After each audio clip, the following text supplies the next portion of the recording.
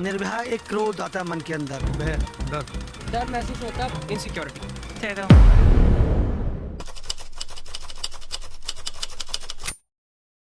पूरी दुनिया में 3 में से 1 औरत अपनी लाइफ टाइम में फिजिकल या सेक्सुअल अब्यूज फेस करती है। हर साल इंडिया 30,000 से भी ज्यादा रेप रिपोर्ट्स करता है और हजारों ऐसे केस तो अनरिपोर्टेड रह जाते हैं। मतलब हर दिन 80 से भी ज्यादा रेप और हर घंटे 3 से भी ज्यादा रेप। और ये तो सिर्फ डेटा बता रहा है। ये है हमारा देश जिसे हम भारत माता कहते हैं। भारत माता सुनकर तो इतना अच्छा लगता है ना कि देश में यहाँ पर औरतों की पूजा की जाती होगी, उनकी बहुत रिस्पेक्ट की जाती होगी और करी भी जाती है। और शायद यही एक कारण भी है कि विमेन रेप और डोमेस्टिक वायलेंस की शिकार बनती है। उसकी मर्जी ना मर्जी ज्यादा मानने नहीं रखती। ना मर्जी गाएगी। In absolute terms India highest number of rapes cases में 3rd नंबर पर आता है। लेकिन क्या हमने कभी सोचा है कि रेपिस्ट रेप क्यों करते हैं? ऐसा क्या है कि उन्हें रेप करने पर मजबूर कर देता है? क्या है उनका मोटिव, उनकी सोच, और क्या इस प्रॉब्लम को समझने और सुलझाने का कोई तरीका है? इन सब सवालों का जवाब मैं आपको इस वीडियो में दूंगी। लेकिन अगर आप ऐसी और इंटरेस्टिंग वीडियोस देखना चाहते हैं तो आगे बढ़ने से पहले इस चैनल को सब्सक्राइब करना मत भूलना, क्योंकि हर एक सब्सक्राइबर हमें मोटिवेट करता है ऐसा और कंटेंट बनाने के लिए। तो वीडियो की शुरुआत करते हैं कुछ रिसर्च वर्क से। वैसे तो रेपिस्ट की साइकोलॉजी को समझने पर ज्यादा रिसर्च नहीं की हुई है, पर मधुमिता पांडे एंड सैमुअल स्मिथमैन की रिसर्च से हम काफी कुछ समझ सकते हैं। इंटरेस्टिंगली इन दोनों की रिसर्च की फाइंडिंग्स में बहुत कुछ कॉमन था। हर बार जब कोई दर्दनाक रेप केस होता है तो हम अक्सर रेपिस्ट को मॉन्स्टर या फिर एनिमल का लेबल कर देते हैं, क्योंकि वी ऑल बिलीव कि कोई ऐसा क्राइम इंसान तो कर ही नहीं सकता है। हाउएवर रिसर्चर्स का कहना है कि जब वो रेपिस्ट से बात करते हैं तो वो एकदम नॉर्मल और सेन लगते हैं। सैमुअल की रिसर्च के अकॉर्डिंग जब उन्होंने एक रेपिस्ट से बात की तो उन्हें हैरानी हुई कि वो बिल्कुल नॉर्मल तरीके से बात कर रहा था। Madhumita on the other hand said कि वो जब रेपिस्ट से बात कर रही थी तो तब उन्होंने कई बार काफी सारे रेपिस्ट के लिए सिंपैथी फील की। इतनी सिंपैथी कि उन्हें कभी-कभी उनका क्राइम भी भूल जाती थी। मोरोवर एक कैनेडियन रिसर्चर ने भी एक रेपिस्ट का इंटरव्यू लिया जो अपने विक्टिम्स को मार चुका था, लेकिन उनका भी यही कहना था। नाउ लेट मी क्लैरिफाई, इसका ये मतलब बिल्कुल नहीं है कि वो बहुत ही अच्छे समझदार से बात कर रहे थे तो उनका क्राइम जस्टिफाइड है। जो उन्होंने किया वो किसी भी एंगल से किसी भी सिचुएशन में जस्टिफाइड नहीं किया जा सकता। पर अगर हमें रेप की इस प्रॉब्लम को सॉल्यूशन चाहिए तो सबसे पहले हमें रेपिस्ट को समझना पड़ेगा, which brings us to the second part of this video, understanding the mindset of rapist. Mary Koss जो एक पब्लिक हेल्थ प्रोफेसर है, उन्होंने बोला कि जब वो रेपिस्ट को पूछती है कि क्या उन्होंने अपने विक्टिम के साथ जबरदस्ती की तो वो मान लेते हैं, लेकिन जब वो स्पेसिफिकली बोलती है कि क्या उन्होंने रेप किया तो वो डिनाई कर देते हैं। इवन मधुमिता की रिसर्च के अकॉर्डिंग जो रेपिस्ट को रेप का कॉन्सेप्ट समझ ही नहीं आता, वो अपने एक्शंस के लिए विक्टिम को ब्लेम करते हैं। जैसे कि 39 साल के आदमी का एग्जांपल ले लो, उसने एक 5 साल की बच्ची का रेप किया और बोला कि वो लड़की उसको प्रोवोक कर रही थी, उसका कैरेक्टर क्वेश्चनेबल था, जिसे ठीक करना बहुत जरूरी था। कैन यू बिलीव कि 5 साल की बच्ची के एक्शंस किसी को प्रोवोकिंग लग सकते हैं? बट ये ही है रेपिस्ट की थिंकिंग। इवन रेपिस्ट को ये भी नहीं समझ आता है कि उन्हें गिल्ट किस चीज का होना चाहिए। जैसे 39 साल के इस आदमी का कहना था कि वो एक 5 साल की लड़की की जिंदगी बर्बाद कर दी है क्योंकि अब वो वर्जिन नहीं रही, कोई उससे शादी नहीं करेगा, इसलिए जब भी वो जेल से बाहर निकलेगा तो वो उस लड़की से शादी कर लेगा। इससे एक चीज क्लियर होती है कि रेपिस्ट को रेप और कंसेंट का कोई क्लियर अंडरस्टैंडिंग है ही नहीं। देखो, ये एक सिंगल लेयर सिचुएशन नहीं है। रेप एक कॉम्प्लेक्स क्राइम है जो बायोलॉजिकल, साइकोलॉजिकल और सोसाइटल फैक्टर्स का कॉम्बिनेशन है। समझना जरूरी है कि हर रेपिस्ट का मोटिव अलग होता है, लेकिन पैटर्न्स यूनिवर्सल होते हैं। Which brings us to the part 3, why do rapists rape? सबसे पहले बात करते हैं कॉग्निटिव डिसऑर्डर की। बहुत सारे रेपिस्ट का पर्सपेक्टिव डिसऑर्डेड होता है। ये कॉग्निटिव डिसऑर्डर का एक रिजल्ट है जिसमें ऑफेंडर को लगता है कि वो गलत नहीं है। कॉमन डिस्टॉर्शंस ये है कि मैंने जो किया वो जस्टिफाइड था, जो सही था, वो लड़की उस इंटेंशन से ही वहां थी। ये distorted thinking of criminal mindset का बेस बनाते हैं और यहाँ रेपिस्ट एम्पैथी दिखाने से तो काफी दूर होते हैं। अब यहाँ पर एक और बहुत कॉमन चीज है, वो है या तो विक्टिम को या फिर किसी और चीज को ब्लेम करना। बहुत सारे कन्विक्टेड रेपिस्ट रिमोर्स दिखाने के बजाय अपने एक्शंस का ब्लेम विक्टिम पर डाल देते हैं। कई लोग तो ब्लेम शराब पर डाल देते हैं। कब से आप छोटे बच्चों को अपना शिकार बना रहे हैं और कितने बच्चों को आपने अब तक शिकार बनाया है? सर 2008 से मैं ये दुर्घटना कर रहा हूँ और मैंने 14-15 बच्चों के साथ ये दुर्घटना करी है। अच्छा। दारू पी के मैं उनके साथ कर रहा था। उसने मुझे इस पोजीशन में डाला, वो मेरी तरफ देख रही थी, मैंने उसका सिग्नल समझ लिया। She was asking for it. Remorse की कमी और अपनी एक्शंस की अकाउंटेबिलिटी ना लेना एक अलार्मिंग पैटर्न है जो रेपिस्ट के बिहेवियर में देखा जाता है।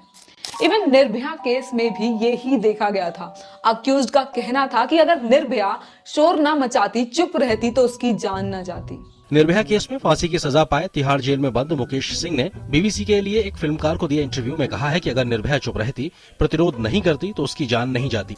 ऐसी कई स्टेट्स हैं जिसमें 8 से 10 साल के लड़कों को यह समझाया जाता है कि लड़कियों को घर से बाहर नहीं निकलना चाहिए और लड़कों को ही बाहर निकल के पढ़ना चाहिए और काम करना चाहिए। लड़के और लड़कियों की दोनों की गलती रहती है, क्योंकि लड़कियां आवारापन में घूमती रहती है सड़कों पर। हमारी पेट्रियार्कल मतलब मेल डोमिनेटेड सोसाइटी में लड़कों को ये सिखाया जाता है कि उनकी डिजायर्स इंपॉर्टेंट है और लड़कियों को एक ऑब्जेक्ट की तरह देखने की सोच को नॉर्मलाइज किया जाता है। एक मर्द अपनी नीड्स के लिए कुछ भी कर सकता है, एक मेल की सेक्सुअल नीड्स अनकंट्रोलेबल होती है एंड सो ऑन। जैसे इंडिया में मैरिटल रेप का कॉन्सेप्ट है ही नहीं। लोगों का सिंपल लॉजिक है, अगर एक मेल की सेक्सुअल नीड है तो उसे उसकी वाइफ से अपनी नीड को पूरी कराने के लिए कंसेंट की जरूरत नहीं है। अगर फोर्स सेक्स हस्बैंड कर रहा है वाइफ के साथ तो उस पे हक क्यों नहीं होना चाहिए वाइफ का कि वो उस पे केस कर सके? फोर्स तो आदमी जब ये चीज़ ऐसी है करोगे तभी बंदा बस अंदर शरीर को शांति मिलती है। ये भी सेक्स इसलिए तो है, इसलिए ये सोच सिर्फ इंडिविजुअल की प्रॉब्लम नहीं है बल्कि सोसाइटी के सिस्टम का रिजल्ट है। ताली दोनों हाथों से बजती है, आपको भी पता है। अगर लड़की सामने से कुछ करेगी तो लड़का तो ऑब्वियस है उसको प्लस पॉइंट समझ के उसको फिर से छेड़ेगा। ये शो ड्रेस ऑफ गर्ल्स, ये इसकी वजह से तो क्या होता है, कोई एक जैसे कोई एक लड़की गई तो एक लड़के की उत्तेजना अंदर जगती है। आई नो ये सब बहुत डिस्टर्बिंग है बट ये ही रियलिटी है। ये एक डिस्टर्बिंग रियलिटी है, लेकिन अगर हमें रेप कल्चर को टैकल करना है तो पहले उसकी रूट कोज को, रेपिस्ट के मेंटालिटी को समझना होगा। बट सैड रियलिटी ये है कि रेप केसेस में हम विक्टिम को ब्लेम करते हैं।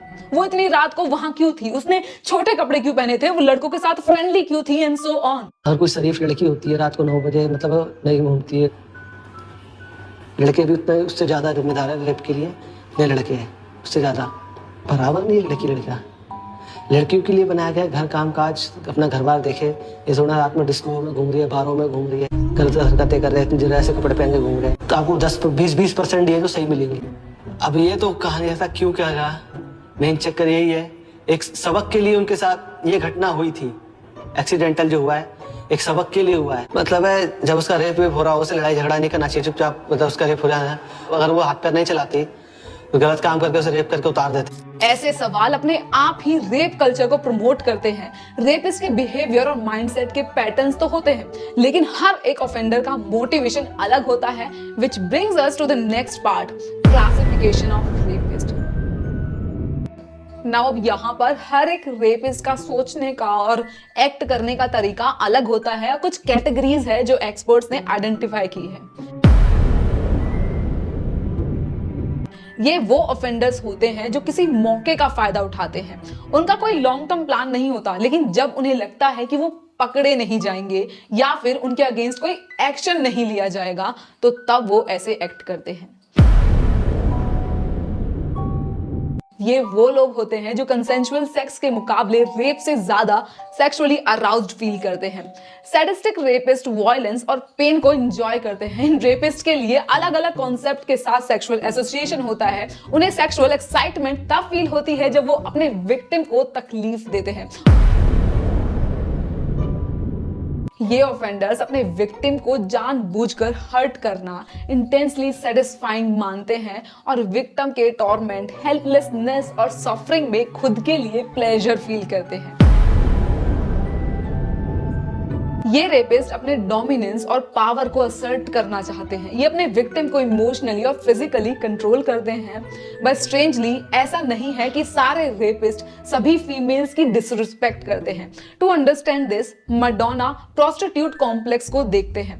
ये थ्योरी विमेन को 2 कैटेगरीज में डिवाइड करती है। मैडोना एक ऐसे विमेन जो रिस्पेक्टेबल और प्योर होती है। प्रोस्टिट्यूट विमेन जो सेक्सुअली अवेलेबल है और ऑब्जेक्टिफाइड होती हैं। ये सोच रेपिस्ट के बिहेवियर को रैशनलाइज करती है क्योंकि उनका मानना है कि कुछ विमेन रिस्पेक्ट के लायक है और कुछ नहीं। नाउ द क्वेश्चन इज, क्या ये प्रॉब्लम सिर्फ इंडिया की है? नहीं, ये ग्लोबल इशू है। दुनिया भर में 370 मिलियन से भी ज्यादा लड़कियां और औरतें बचपन में रेप और सेक्सुअल असॉल्ट का शिकार होती है। दुनिया भर में लगभग 35% औरतें फेस करती हैं सेक्सुअल असॉल्ट, लेकिन 40% से कम लोग मदद मांगती हैं और 10% से भी कम लॉ एनफोर्समेंट के कांटेक्ट में आती हैं। और ये आज भी इसलिए हो रहा है क्योंकि सोसाइटी चेंज होना नहीं चाहती है। तन ढक के रखेंगे तो बलात्कार क्यों होगा? नहीं होगा। जब तन इनका खुला रहेगा तो बलात्कार ही होना है। रात को 11-11 बजे 12-12 बजे मोहल्लों में घूमती हैं, मार्केटों में घूमती है। क्या मतलब है? अपना काम करो, अपने घर टाइम से पहुंचो।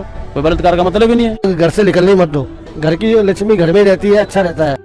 जो प्रॉब्लम इतनी बड़ी है उसके लिए एफर्ट भी उतना ही बड़ा लगेगा। रेप कल्चर को टैकल करना एक लॉन्ग टर्म एफर्ट है। सिर्फ लॉज और पनिशमेंट से प्रॉब्लम सॉल्व नहीं होगी। प्रिवेंशन और एजुकेशन इक्वली बहुत इंपॉर्टेंट है। जैसे कंसेंट और जेंडर इक्वालिटी स्कूल्स के सिलेबस का पार्ट बनाना चाहिए। बॉयज को सिखाया जाए कि रिस्पेक्ट और एम्पैथी एसेंशियल है।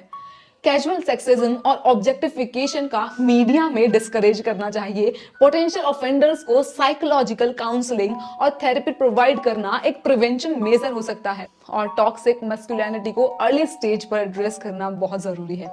टू बी ऑनेस्ट, ये प्रॉब्लम एक जनरेशन में सॉल्व नहीं हो सकती, लेकिन अगर हम आज से एफर्ट शुरू करें तो फ्यूचर बेटर हो सकता है। हम सबकी रिस्पॉन्सिबिलिटी है कि वो अपने आसपास रेप कल्चर के साइंस को आइडेंटिफाई करे और उन्हें कन्फ्रंट करें।